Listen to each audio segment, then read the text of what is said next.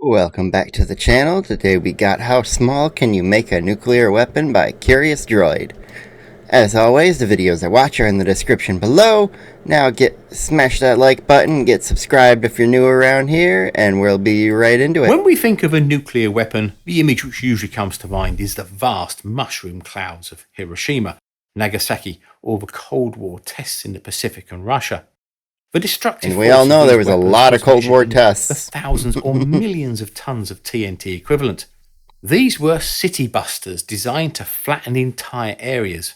But within the history of nuclear weapons development, there was another different but fascinating question, one that engineers worked on in the 1950s and 60s.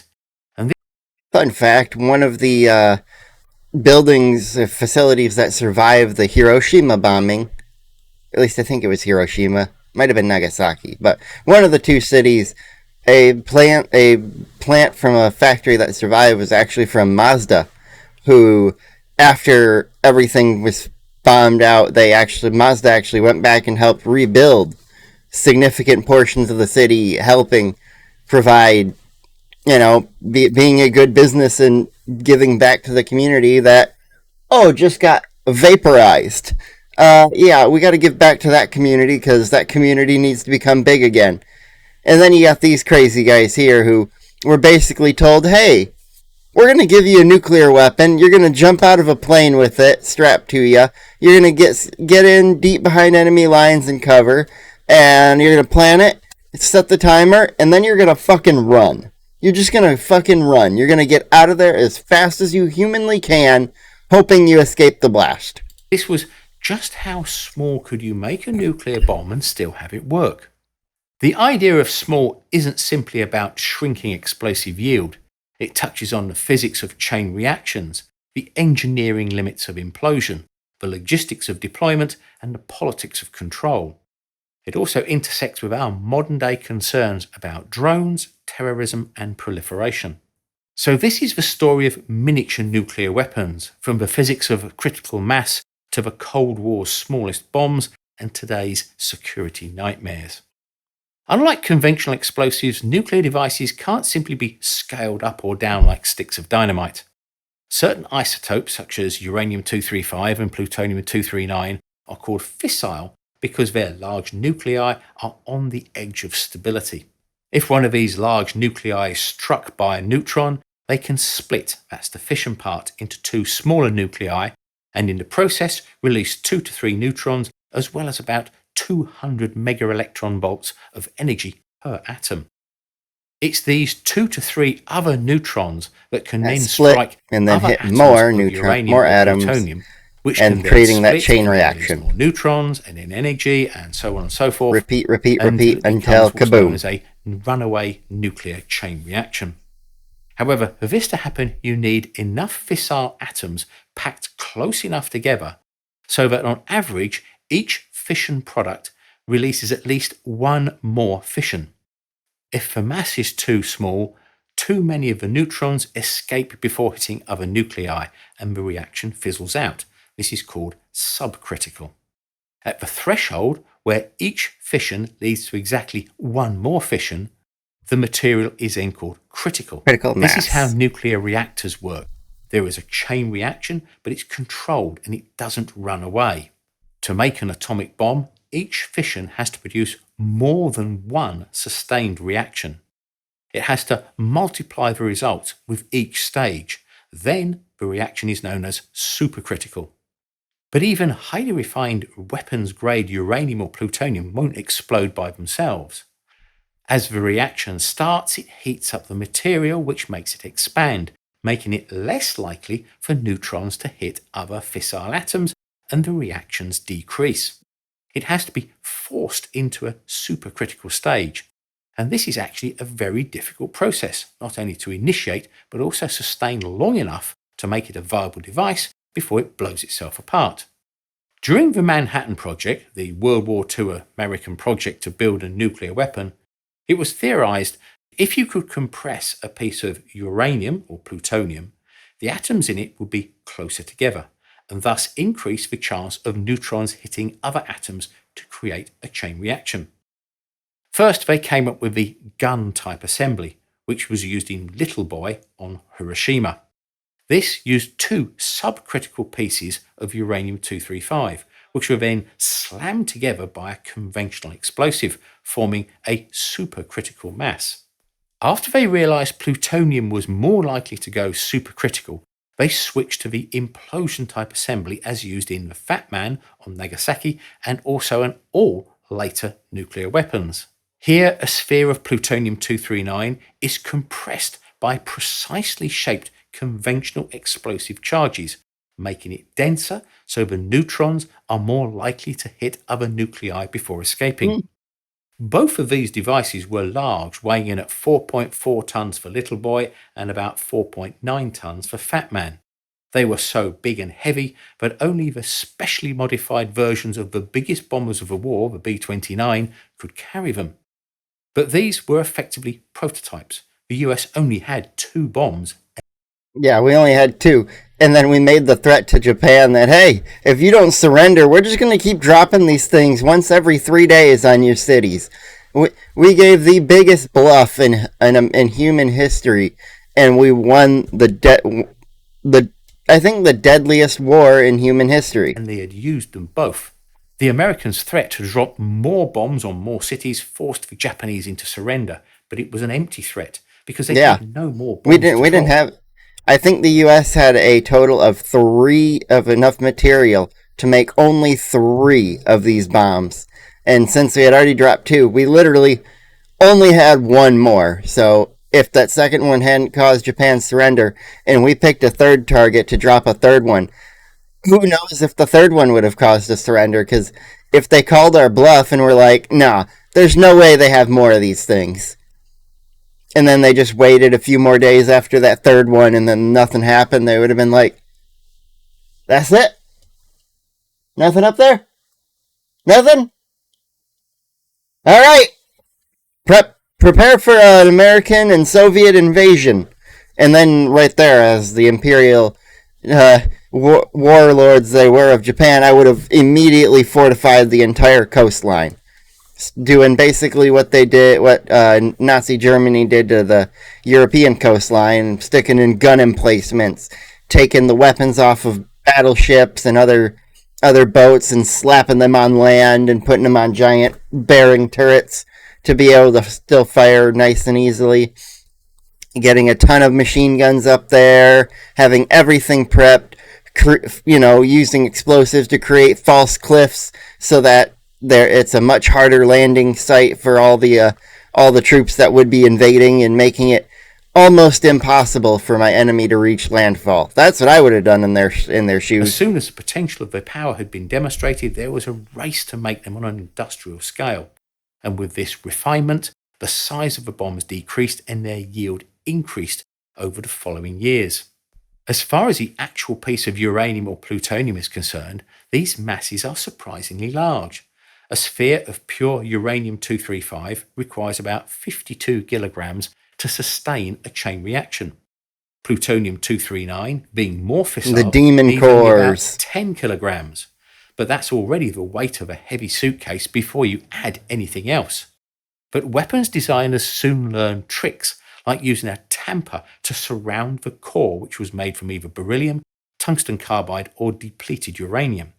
Yeah, all lightweight materials. Reflecting neutrons, so those that would normally escape out of the device would be reflected back in. The dense materials would also help the core stay together for a few microseconds longer, enough to dramatically increase the yield. If the tamper was made from depleted uranium, then the extra neutron reactions it would create would add even more to the yield. But this is why you can never have 100% conversion of the nuclear material, like plutonium, into energy. As soon as a reaction starts to run away, the heat created blows it apart and stops the reaction. The longer you can hold it together, even for millionths of a second, the larger the yield. However, using these methods also meant that the amount of plutonium-239 could go down to around 3 to 5 kilograms, making the bombs smaller and lighter. Soon, atomic bombs were being shrunk down to fit into aircraft-mounted missiles and eventually artillery shells. But even then, This Oh, I love the nuclear artillery shells. The designing behind that to make it not immediately just go off in the barrel of your artillery. Anybody who chose to go fire one of those is still insane. several times the mass of a modern assault rifle. Once you surround it with conventional explosives, detonators, electronics, and a casing strong enough to withstand handling, you end up with something weighing around 20 to 30 kilograms. And that's not a briefcase sized device that you can carry through the streets easily.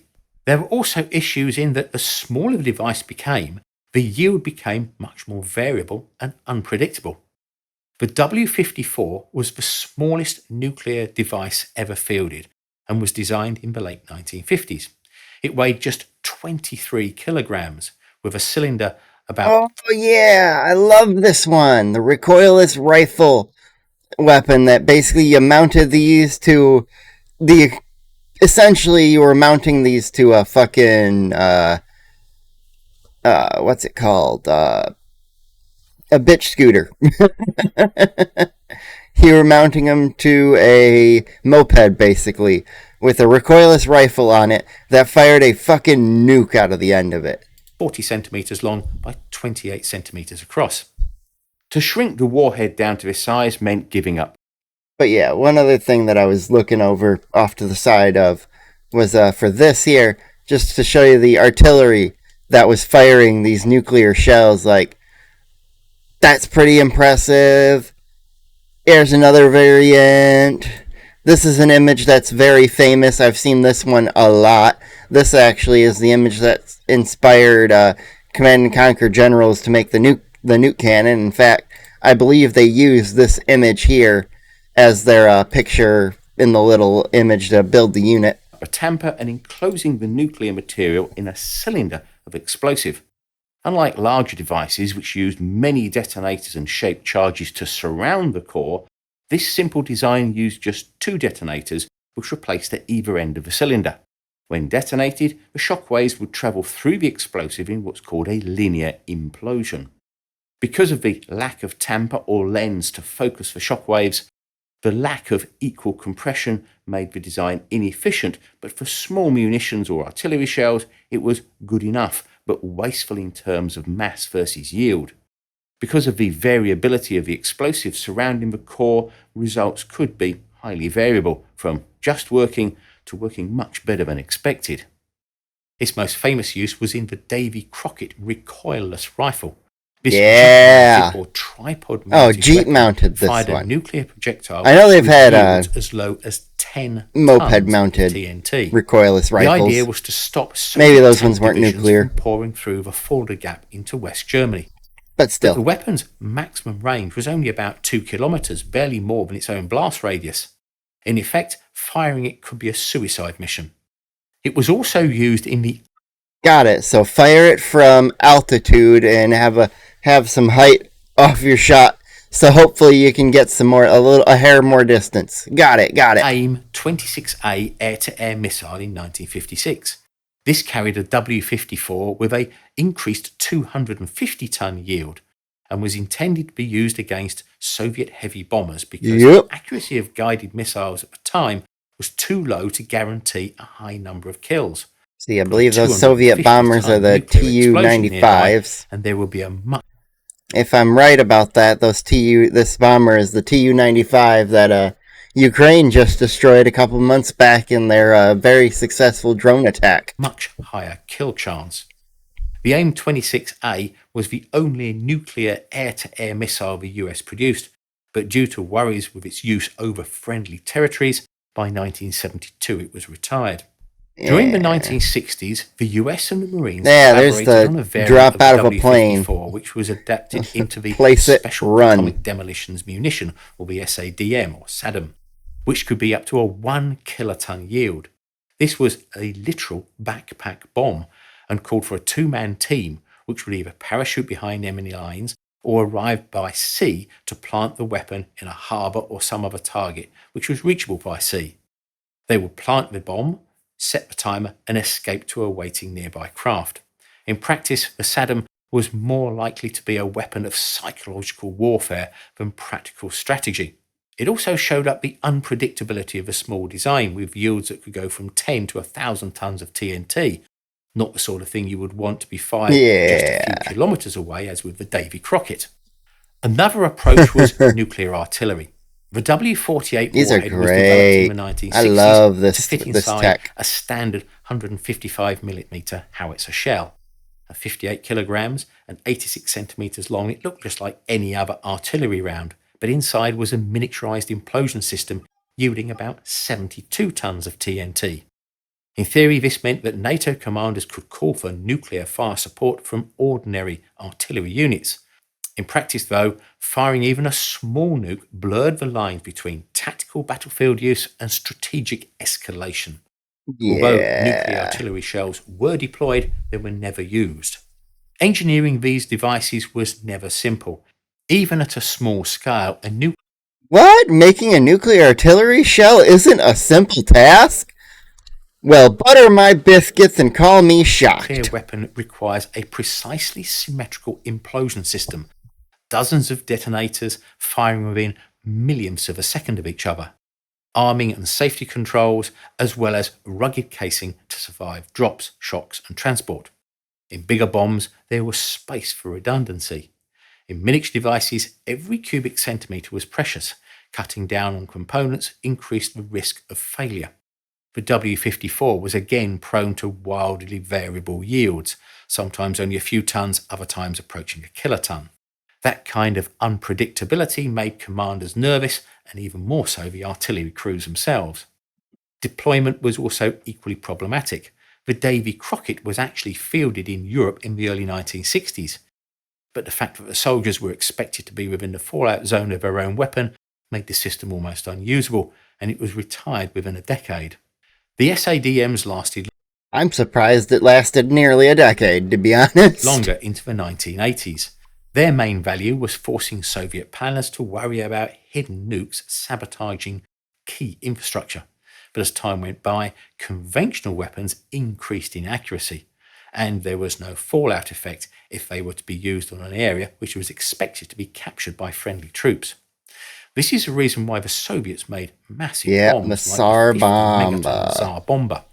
Their missiles weren't that accurate, but it doesn't matter if it's a kilometre or two off target when the total annihilation radius is 35 kilometres.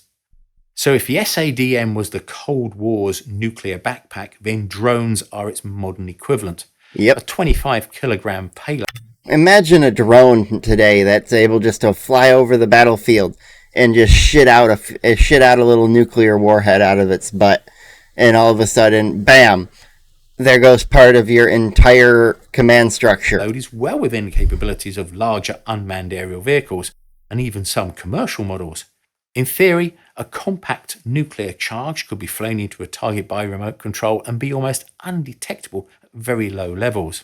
The physics and engineering problems still remain. Fissile material degrades, explosives require expert handling, and arming systems need to be tightly controlled. Non-state groups lack the capability to build such weapons. Yeah, I will say that it takes a lot of these things to make a good weapon. However, you got groups around the world that might choose to, we're not going to go capture that area. We just want to kill everybody in it. We just want to make it so nobody can live there and be our neighbor. So they make it a dirty bomb. It detonates and leaves nuclear radiation over a large area, and now you can't have anybody living there, and it's Chernobyl too, except without a nuclear plant meltdown. But the spread of drone technology has raised the alarm.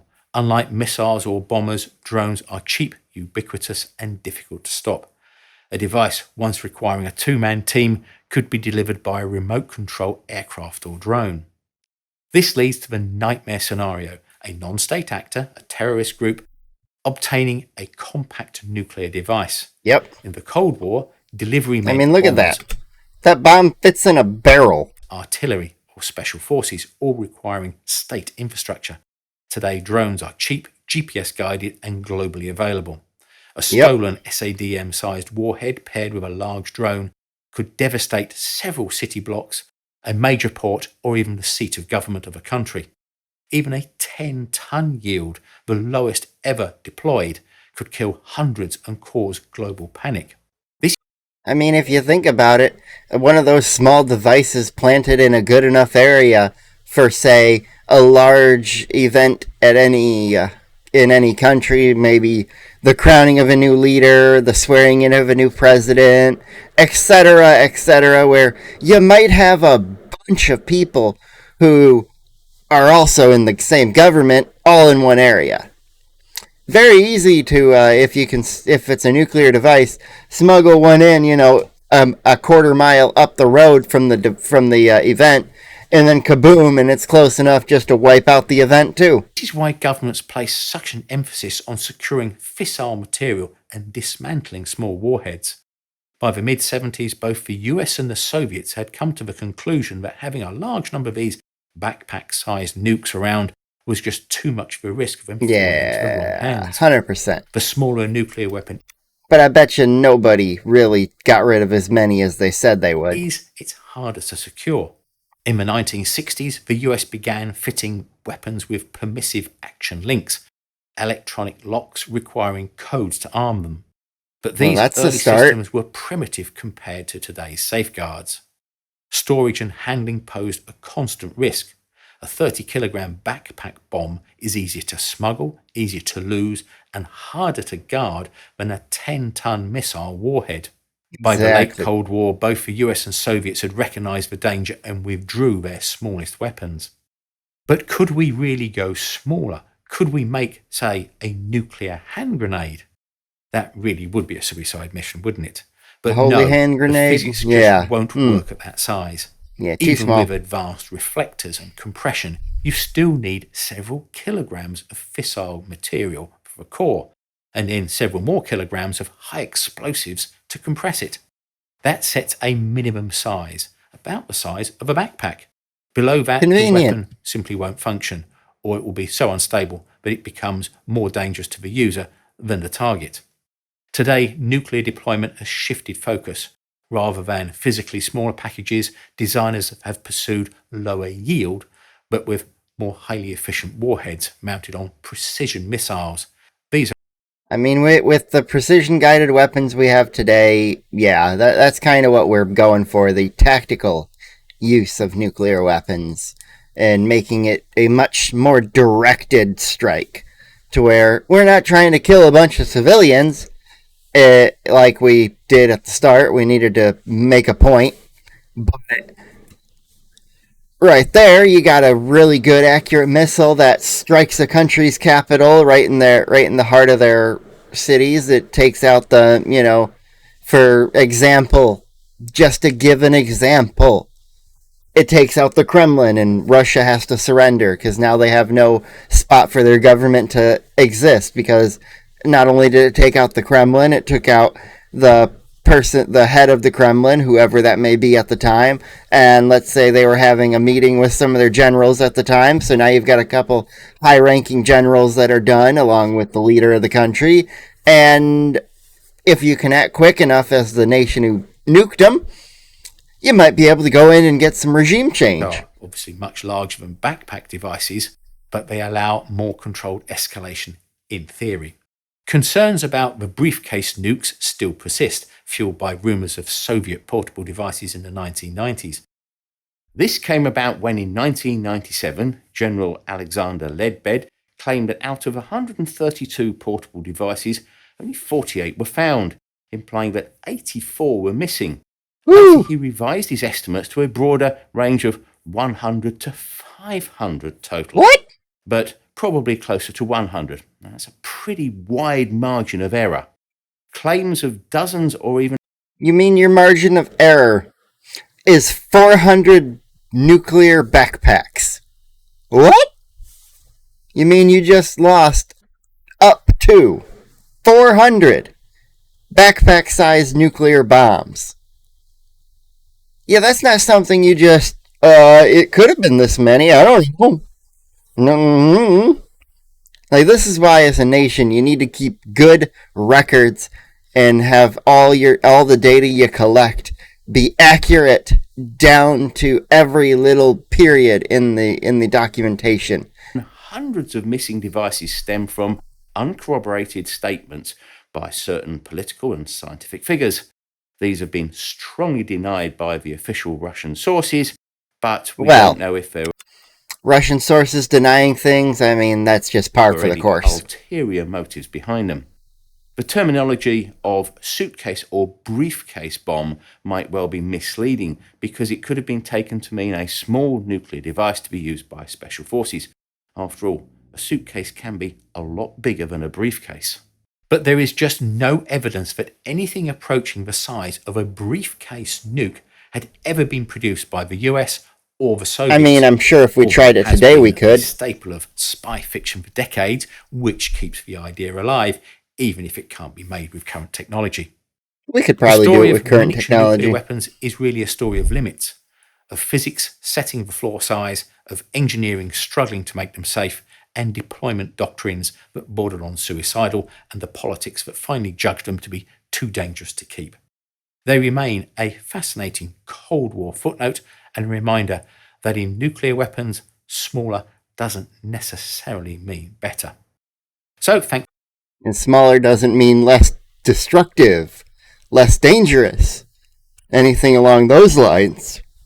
Thanks for watching. If you enjoyed the video, please thumbs up, share and subscribe. And a big thank you goes to all of our patrons for their ongoing support. All right, you heard the man. Hit that subscribe, like, leave a comment down below if you enjoyed. And I'm going to get my butt on out of here, and you can see me back in a few hours. Well, 8 hours for the next video. Goodbye.